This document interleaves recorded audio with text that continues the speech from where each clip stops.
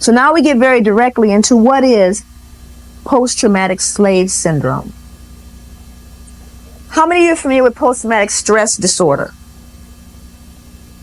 Okay, that's a disorder that came about as a result of some of the work into stuff like, it started off with a German man who started looking at shell shock. These were victims or war veterans who would have these kind of behaviors after having been involved in war, right? So they started to look at the behaviors and look at some of the symptomology around that. And the symptoms had to do with certain kinds of injuries or certain kinds of trauma that people experience. Now, let me tell you who has been identified. There's a book called the DSM-IV, Diagnostic Statistical Manual for Mental Disorders, 4th edition, right? And what this book is essentially is a very easy way of getting money. It's getting third-party billing, getting folks, because you got to tell the people, the insurance folks, that they got this illness and they'll pay this much for it. Okay, that's all it's about. Diagnosing, right? So they decided who has it. Well, here's the people who have it that's listed. Victims of rape, war veterans, victims of incest, heart attack victims, victims of natural disasters, victims of severe accidents. Now, what I want you to do is I want you to consider slaves. So I don't want you, because they aren't on the list. By the way, they didn't put the slaves on the list. I thought that was odd. Okay. Now I'm gonna put a mark down for every one of these particular symptoms or these particular predictors that actually create this illness.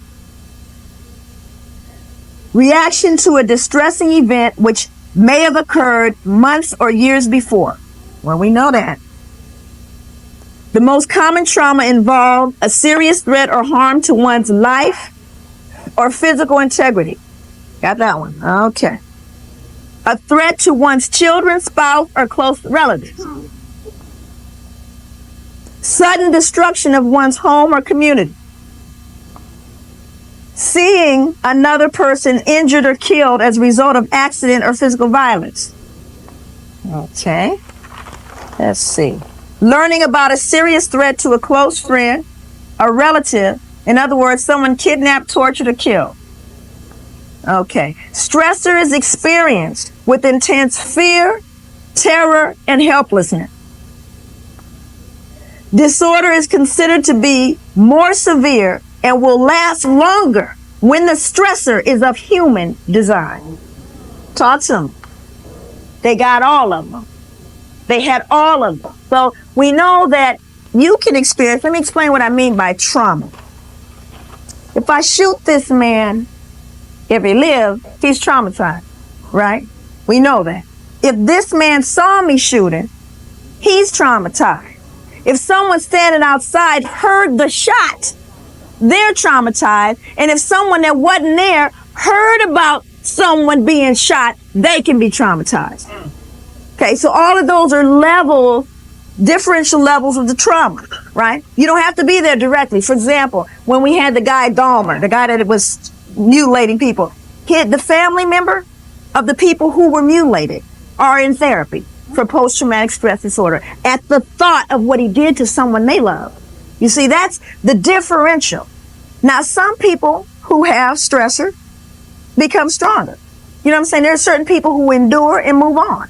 Then there are those who actually absorb all of that and begin to exhibit pathologies as a result of that trauma. So there are all of these things which make it very, very, very difficult to measure. But indeed, it did exist and it did happen. But what we have to ask ourselves now are what are some of the symptoms of this? Now listen to this. Feeling of detachment or estrangement from others. Restricted range of affection, unable to have loving relationships, sense of foreshortened future, child does not expect to have a career, marriage, or children, or a long life, irritability or outbursts of anger, unpredictable explosions of aggressive behavior, hypervigilance, exaggerated startle response. Okay, now these are the symptoms of post-traumatic stress disorder. So now we know the slaves had all the trauma. We know they had them for close to 300 years. So we're going, do we know that they had post-traumatic stress disorder? Okay, they had it. Now here's a question. After slavery ended, did they do that group therapy thing? They said, okay, now all y'all free. Just sign up for the clinic. We're going to help you heal now. Did that happen? Of course it didn't happen. So now we have to ask ourselves, and the people go, well, you know, this is interesting, because white people always do, you know, that was so long ago. I wasn't there. I didn't enslave anybody. I always said I wasn't. I just don't understand why we keep bringing. Why can't we just forget about it? I wasn't there. I didn't do it. I go, you know what? I wasn't there either. And I didn't do it. But today, I suffer and you still benefit.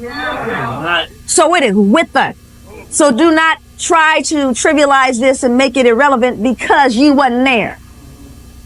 So now we got to ask ourselves, so what did happen? Because you see, now I got a mama and a daddy with feelings of estrangement, outbursts of anger, violent behavior, sense of foreshortened future. All that's happening, but I got to raise a child. So Johnny gets raised with a mama and a daddy like that. So now, does that injure Johnny? Of course it does. Now here's a second question. Does Johnny himself, because you know we've been freed, have any trauma of his own? Does he experience, slavery's over now. Did the traumas continue? You bet they did. Matter of fact, they continued it to such a degree that there were over 4,128 lynchings after slavery was officially over. Those were the documented lynchings that occurred, right? And then you go, well, after that, well, didn't things get a little better? Well, you guys remember we had Jim Crow laws, right? Yeah. Did the violence happen? Because they go, wasn't we all one happy family where we're singing together and all that? From the moment that the issue began to arise about the issues of segregation, we had, 1963, Virgil Lamar, where youth killed during a wave of racist violence in Birmingham. It goes on to Emmett Till, Clarence Triggs, O'Neal Moore, all these folks that were killed. Right, you go, and that was in the 60s, and that goes all the way full through to, of course, the assassination of Martin Luther King. And then you say, but did the traumas continue? Have they continued? You guys remember the brother that got beaten to death? I know because I live in Portland, Oregon. His name was Mulugeta Sarah, Ethiopian man just going home from work, beaten to death by skinheads, 1989. Yes. Talk to me now. Did the trauma stop?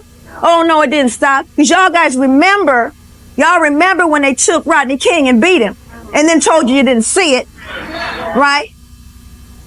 And then we also remember that very recently a brother has been beheaded and burned. Did the trauma continue? Of course it did. Now, where was the treatment? Talk to me. When did they say, okay, now we realize we forgot. Let's start doing some lineup free? No, we didn't get it, did we? No, we didn't. And not only did we live with all of the residual results of that illness, but we had additional trauma. And then we were told, well, we're all equal. See, we're all at the race, the same place. And then they do something like, matter of fact, let's start eliminating a few things, because you have to understand that we're living in a man-object oriented system. It ain't even about you. It's about the object. So then remember when they removed affirmative action? In UC schools, all UC campuses, no more affirmative action. Because, it's unfair. All of those Negroes are getting in those places rightfully deserved by white people. Even black people started feeling guilty. Because, we start feeling guilty when white people get upset. We start going and trying to fix them, please like us. We do that because that's part of the pathology. Okay, now, let's look at the pie. Here's the pie. Okay. 8% of the folks getting in were Hispanic. 8% of Hispanics got in through affirmative action. Something like 4 to actually 6% of African Americans got in through affirmative action. Look at all that space we taking up. Look at all those people getting in through affirmative action. That's the truth. That's what the pie looks like. So now we have to ask ourselves, how come those people just can't get in like all the rest of them? Well, haven't you seen the bell curve? It says they're genetically inferior. That's why they can't do it. That explains it.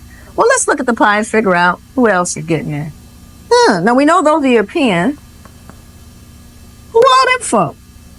Those are Asians. That's right. Now, how come all those Asians are getting in? 1995, first time in the history of UC Berkeley, the incoming freshman class had more Asians than Europeans. Yeah. UC Berkeley, the home of Shockley and them, you know, the bell curve people.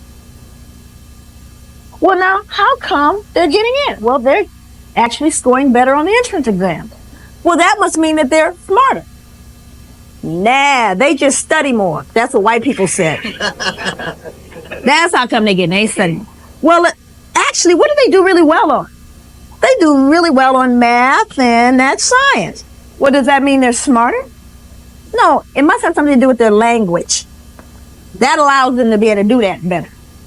So now, 1996, they have, as Dr. Nichols would say, changed the rule. Now, in every part of, every aspect of the exam, you have a narrative and an English part, which they score lower on than anyone else. So they've added that to every aspect of the exam, which means the science and math and all of it has the English narrative, in hopes of defeating that. But what they don't understand about axiology is that they'll figure that out too. Okay, so we know that that's true. So, but that's about the object, you see? It's all about the object. That's the fear, because you have to ask yourself, why do we have to make those black people inferior? Because if we can, I want you to think it through. You think it through. Why would it be so important? Why have they gone through years to try to establish that we are genetically inferior? Because then wouldn't they be justified in saying that person can't run a hospital? We've proven they're genetically inferior. That person can't be the head of a corporation because they're genetically inferior. That would be endangering the country. They can't run all this stuff and do all that. They can't have access to the objects. Understand that that's what's triggering this thing. It's all about the object, always is. The racism has largely to do with the object and fear. It's about fear. Whenever, as a matter of fact, I have a little chart that when you see certain behaviors, and this is real important, when you see people behaving and they got to control everything and they're domineering, it means that they feel weak and helpless. That's the truth. And when a person is always negative and blaming and all of that, is deep down they feel guilt. And they're afraid. So there's certain characteristics that you see. You already know that that's what's going on. But now we got to understand that in the context of what happened to us. I also want to address the notion of biracialism, triracialism, multiracialism, and all that, because everybody in here mixed. Every person in this room is mixed. If you're African American, it means you're mixed.